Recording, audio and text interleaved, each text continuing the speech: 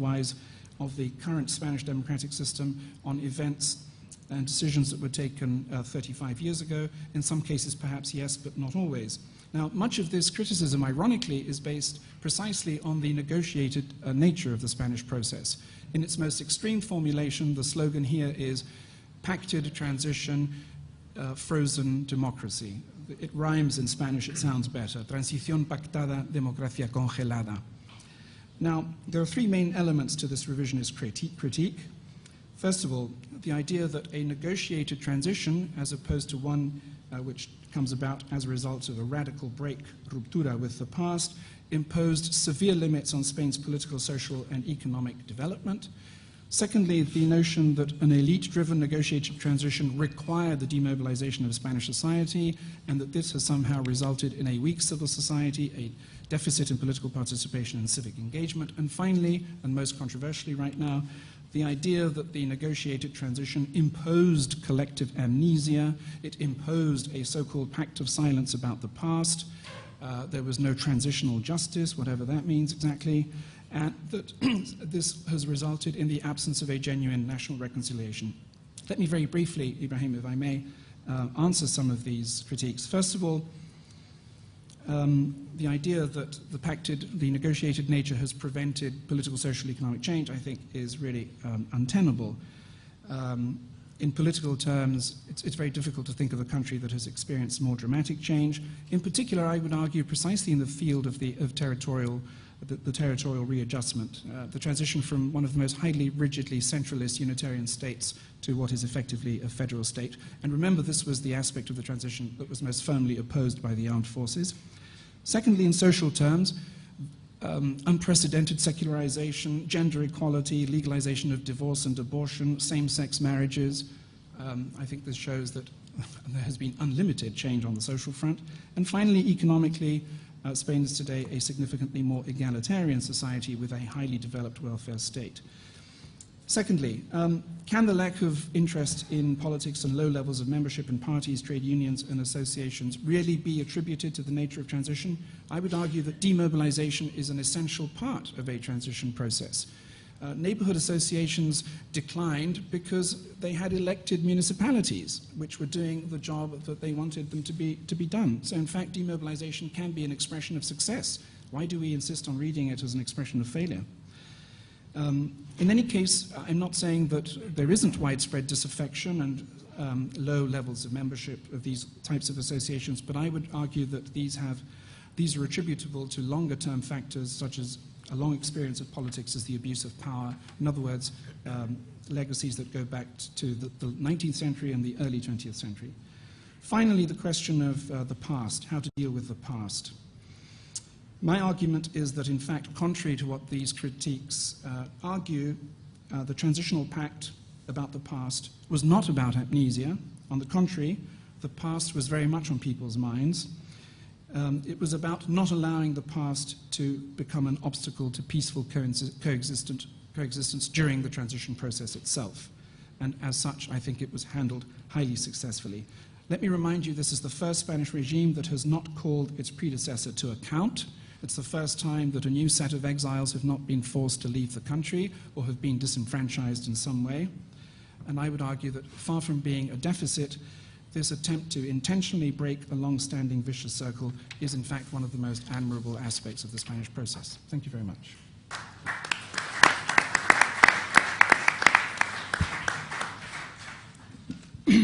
Thank you very much, Charles.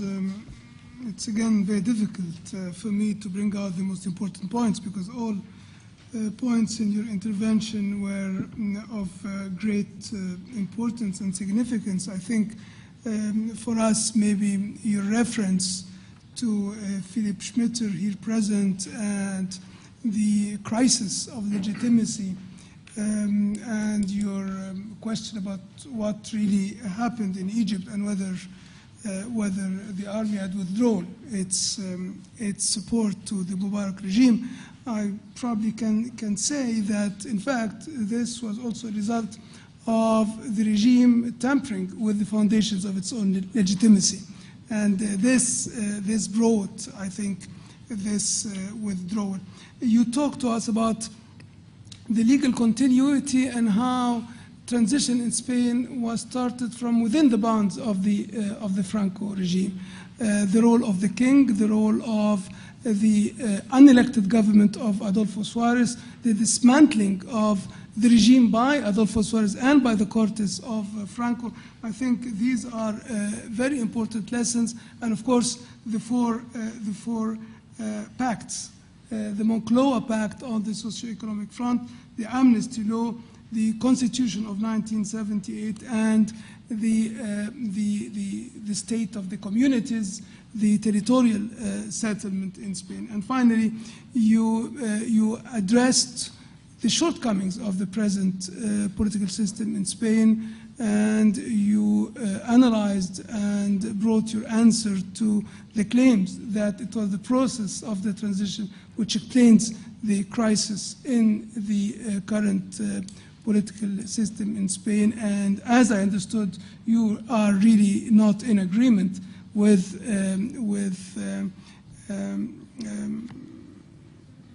blaming the process for the present crisis. Thank you very much, Charles. Now we have the intervention of Jorge Alcocer. Jorge will talk to us about the process of transition in Mexico. And he will address the process, but he will specifically take up electoral reform as an entry to, as an approach to effecting transition in Mexico. And this could be of great use to us here in Egypt. Jorge has a long experience with democratic transitions and with electoral reform aimed at giving effect to democratic transition. He has experience in Mexico, where he participated in all electoral reform processes starting in 1986 and until 2008. He was an electoral advisor to the Mexican Congress, to the Federal Electoral Institute, to the Electoral Court of Mexico, but he also took part in electoral processes in Central America.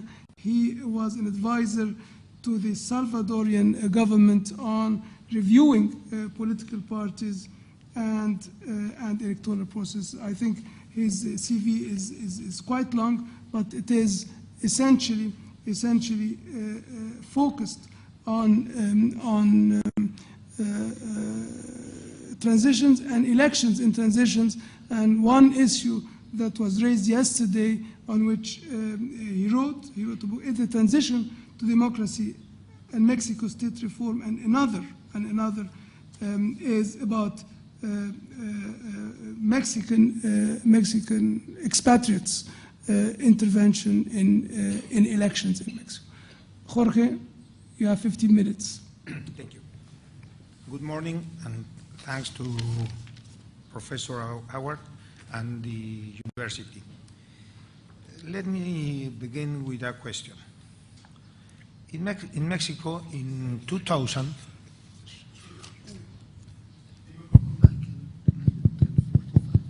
it's okay? No? No, maybe this. It's okay now? It's okay? Is it okay now?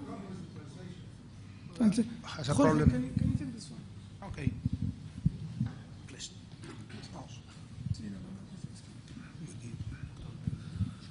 Okay.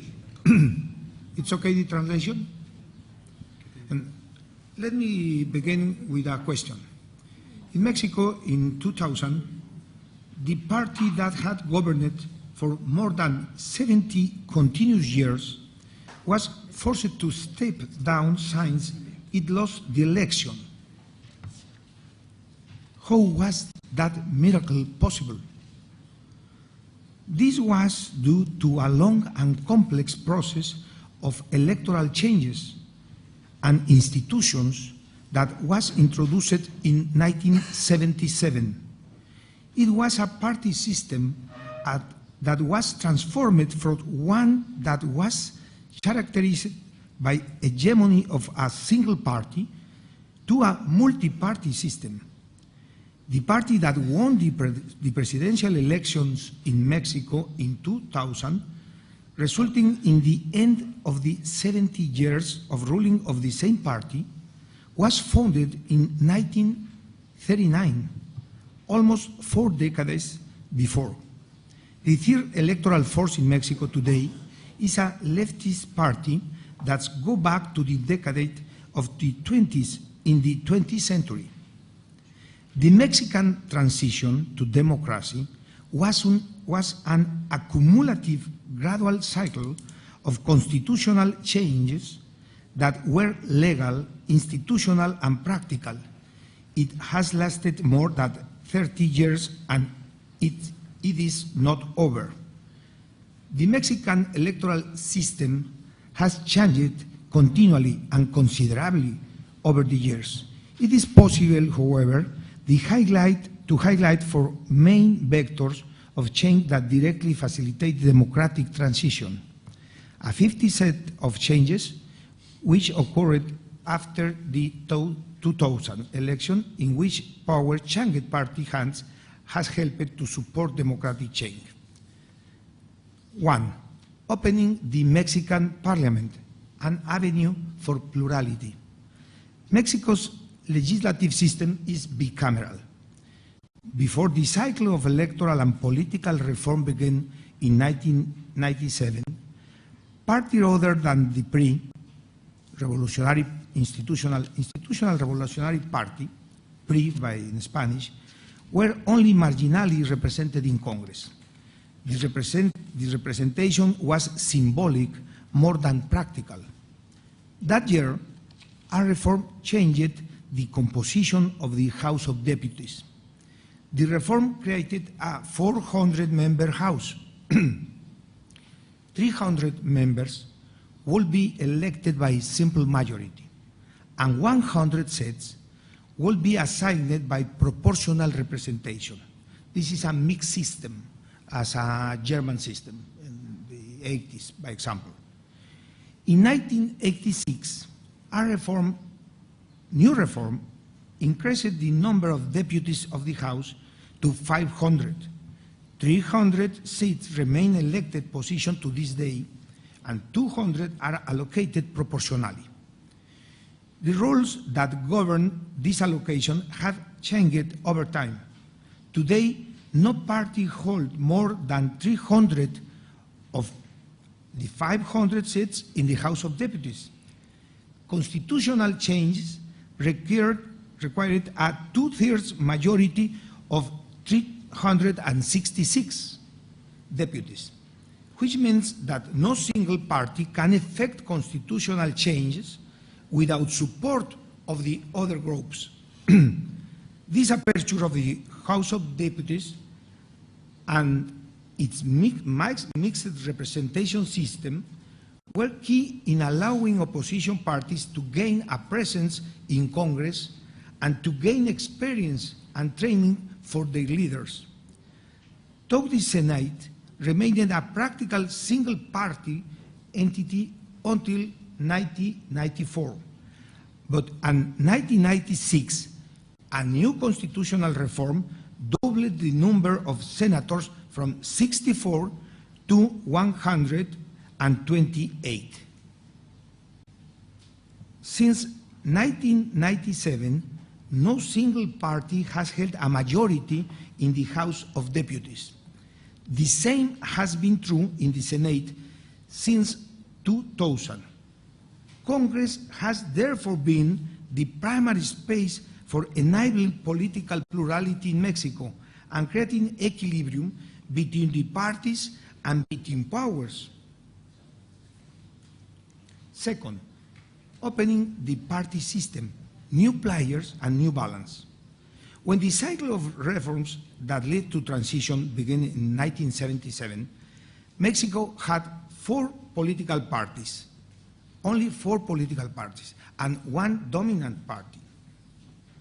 In 1977, official registration was granted to the Communist Party and 2 other parties, 1 right-wing and 1 left-wing.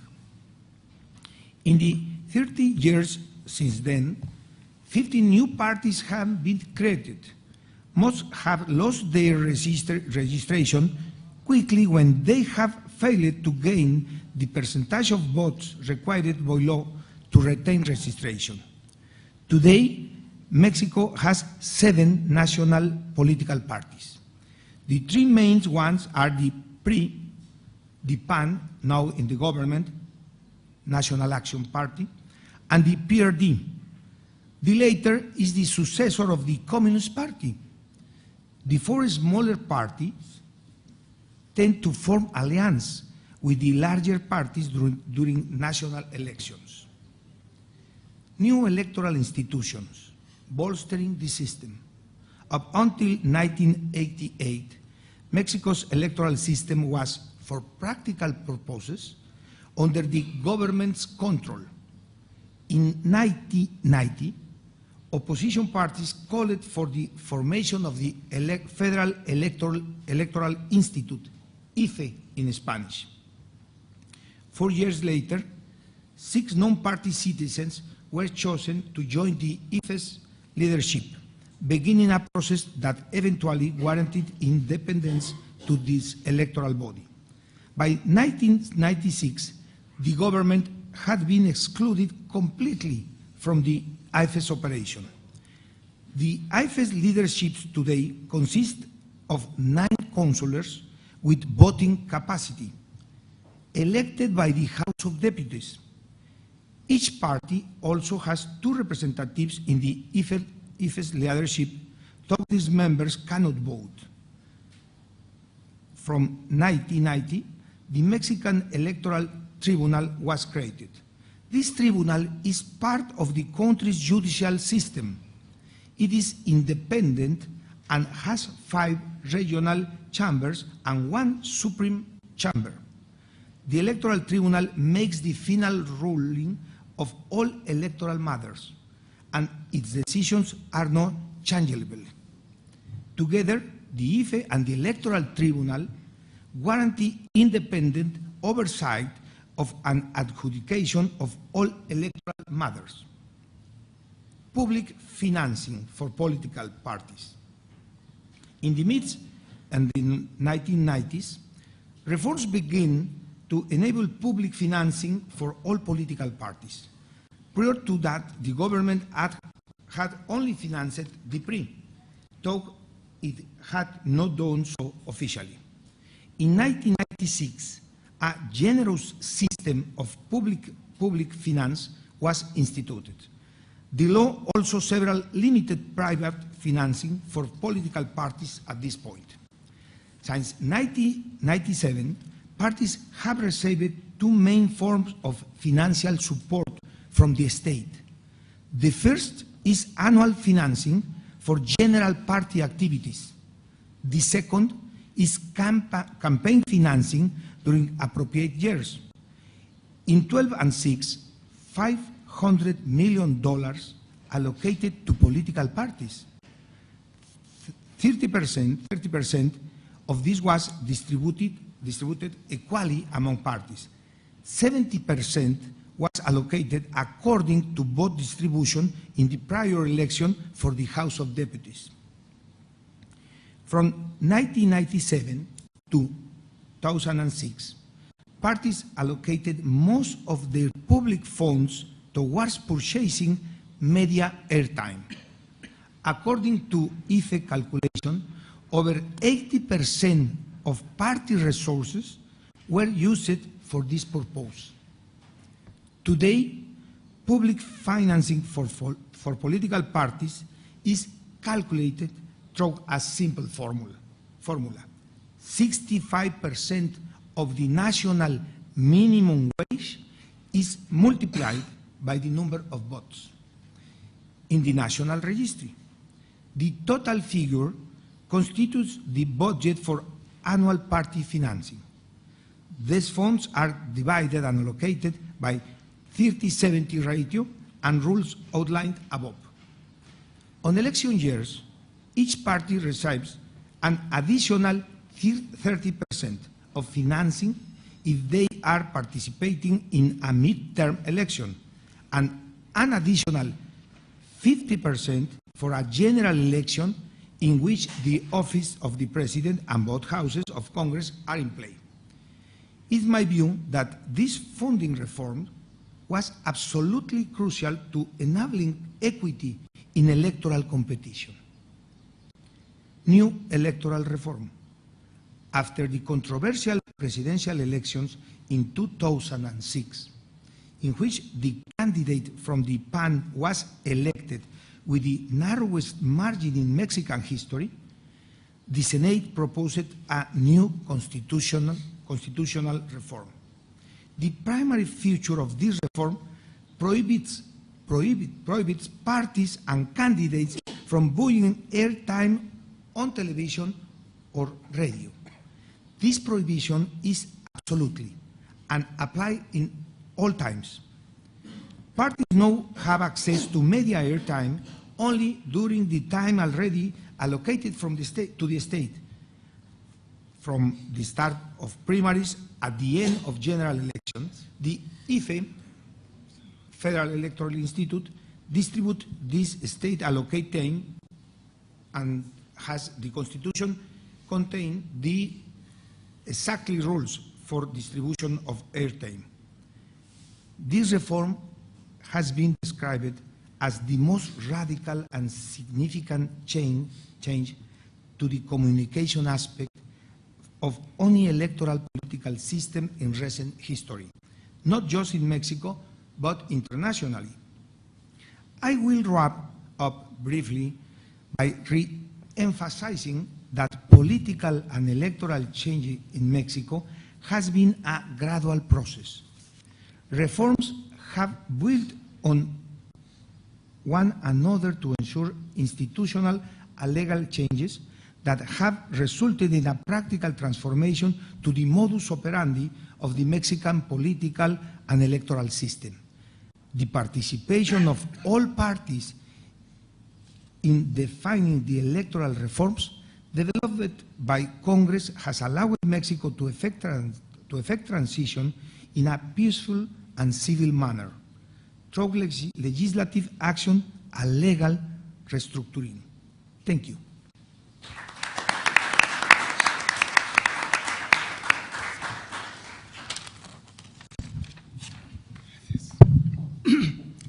Thank you very much, Jorge, for your very interesting presentation about the extended transition in Mexico. I understood that Mexico, in fact, there are 3 blocks in the transition. One is you introduce changes to the composition of Congress, the structure of Congress, the House of Deputies and the Senate. And then you have set up an electoral system consisting of the Federal Electoral Institute on the one hand and the Electoral Tribunal on the other hand that supervise the electoral process. And then, in addition to strengthening political parties through changes in the structure of Congress, you also strengthen political parties through rules for setting up parties and for funding parties, public funding of parties, and you try to ensure equity, justice in the competition, in the competitive process by ensuring that the state allocates funds from its own budget and distributes even television time on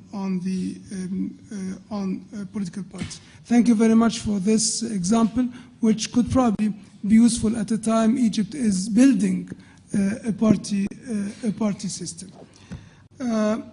Thank you very much to the 3 of you. But now comes probably an equally interesting part of the session, which is the interaction with the audience. The floor is for the audience for comments or questions. And the first one to have raised his hand is David Stark.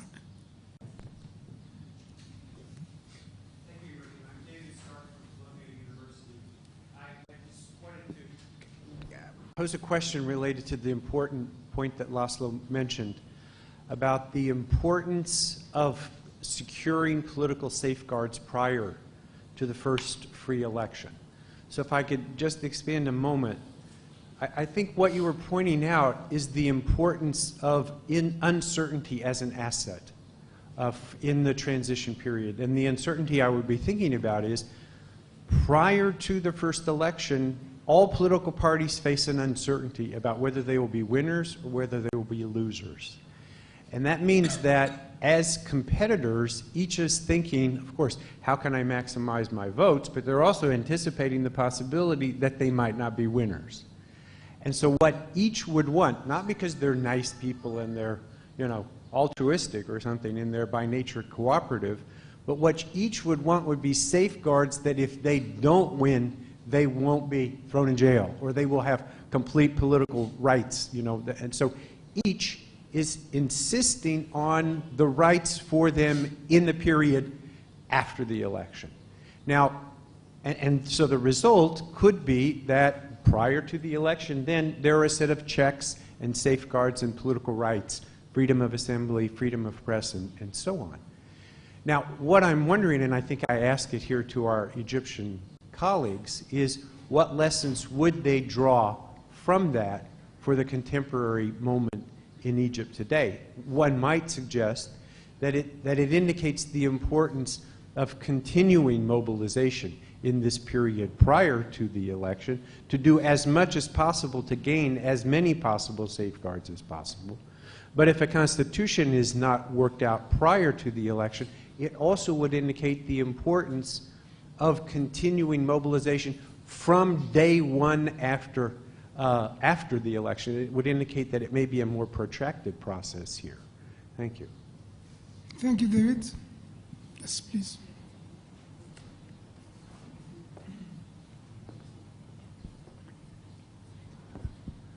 I have a question to Mr. Charles Powell, but before this, I have a quick comment to Mr. Jorge Alcocer.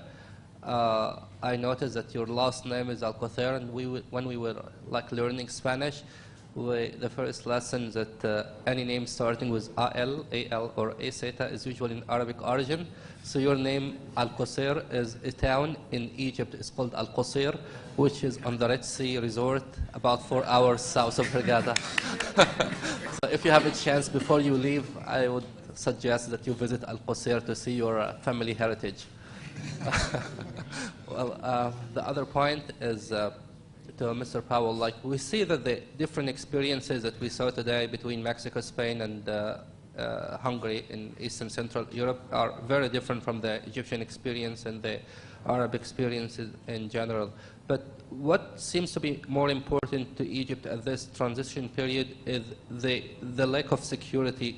Egypt has been usually a very safe country, and we are not used to see crimes or thuggery or stuff like that. So what we saw in the last couple of months in the increase of number of crimes and thuggery activities plays a role about the transition period and how we try to make it safe in the most appropriate way. So if you can shed some light on the Spanish experience, especially the La Guardia Civil and La Vanguardia in protecting and making the shift more flexible. Thank you. Thank you. Charles?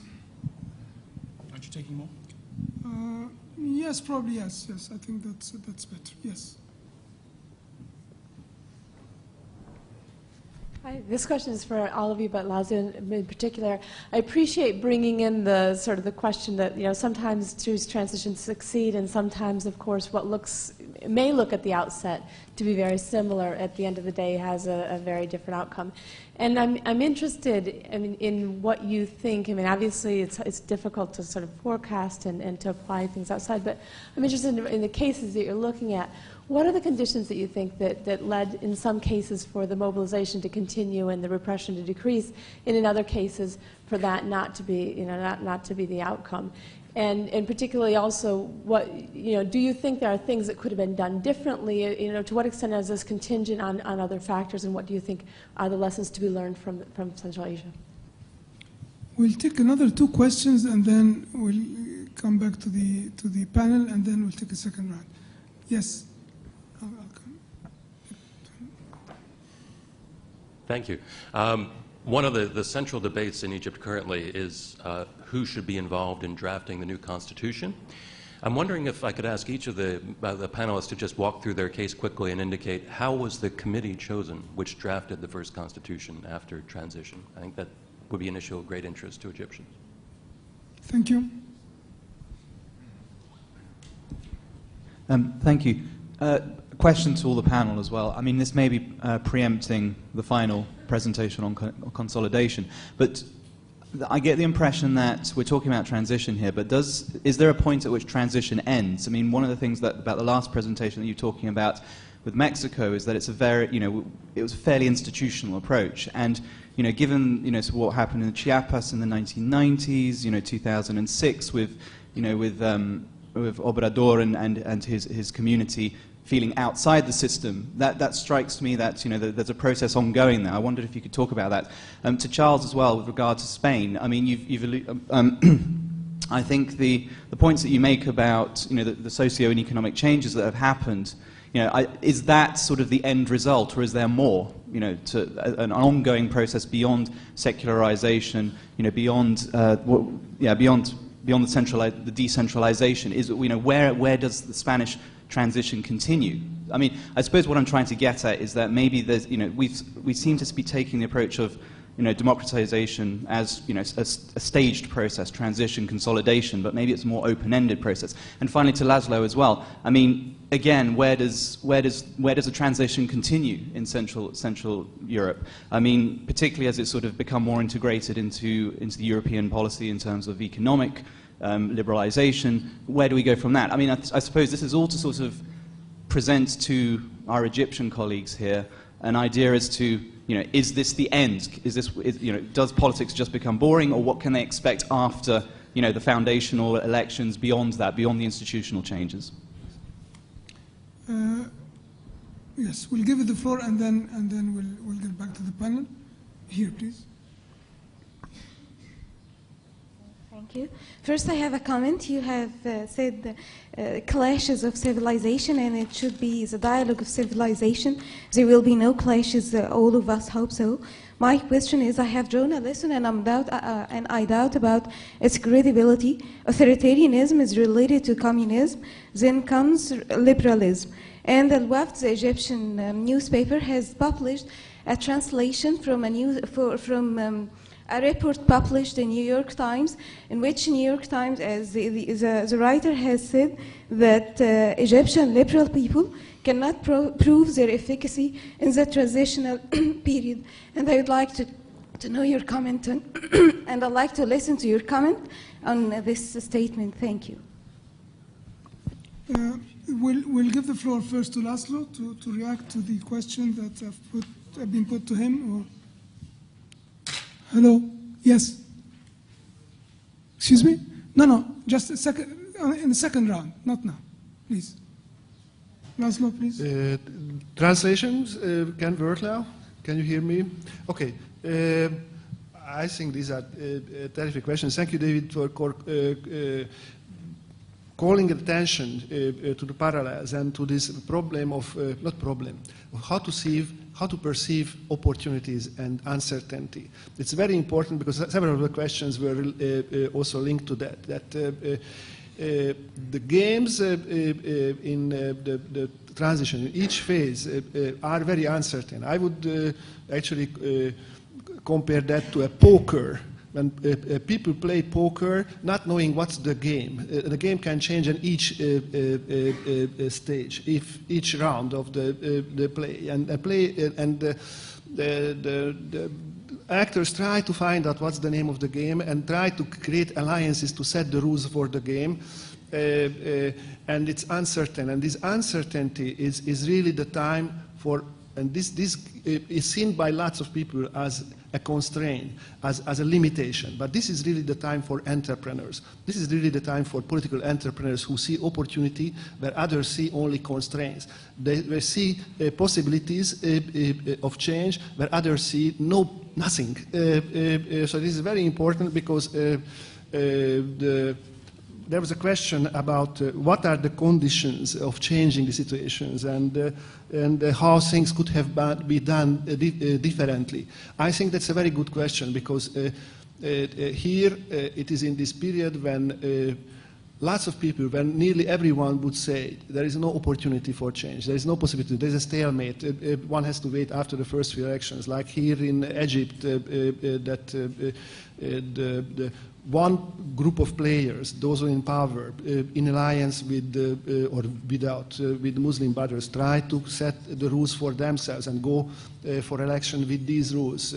Here, this situation reminds me very much of the situation that was only 2 months before the presidential elections, the planned presidential elections in Hungary. 2 months. 2 months before that, everyone said that the communists will win these elections and they will set the rules for themselves. And at that time, there was a very small group, 2 parties, that saw an opportunity here. They were not sure that they can win, but they organized a campaign to discredit the incumbents, to say that these rules will help them to salvage their power. They will steal the democratization. They didn't give enough rights to the opposition. They used this 2 months time frame to try to seek for stop this process, and they organized a referendum which won. They won by few thousand votes, and that changed the nature of the regime.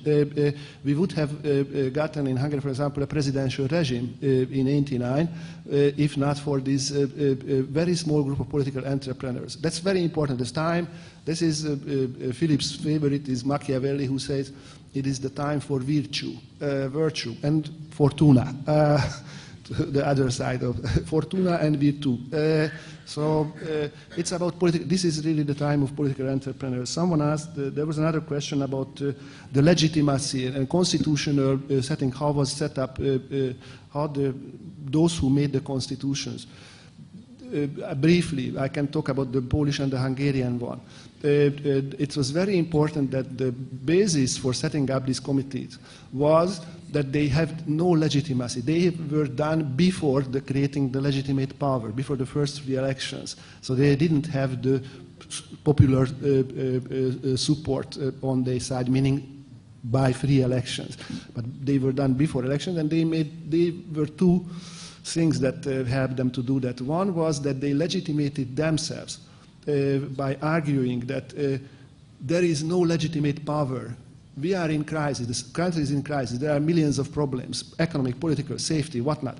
And only a legitimate power can have the authority to solve these problems. So we are those who create this legitimate power. That was force. That was the basis of legitimacy. They never thought that they represent the people.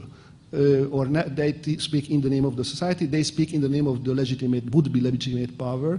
The other thing was more situational, that they could claim, they were encompassing enough, and they could claim that no one can delegitimize, discredit them, yes? That is, they tried to be encompassing enough to say, in the Polish case it was unambiguous that the Solidarność was strong enough and no one could challenge, delegitimize its negotiating role. In Hungary, it was an encompassing umbrella organization of the very diverse oppositional groups was created, the oppositional roundtable, and that negotiated with the communists, and this was encompassing enough to stop the legitimations from without, at least until the first 3 elections. That's another story, that after the elections, even until today, there are attempts to discredit these people who negotiated the first constitutional changes. Oh, by the way, there was a question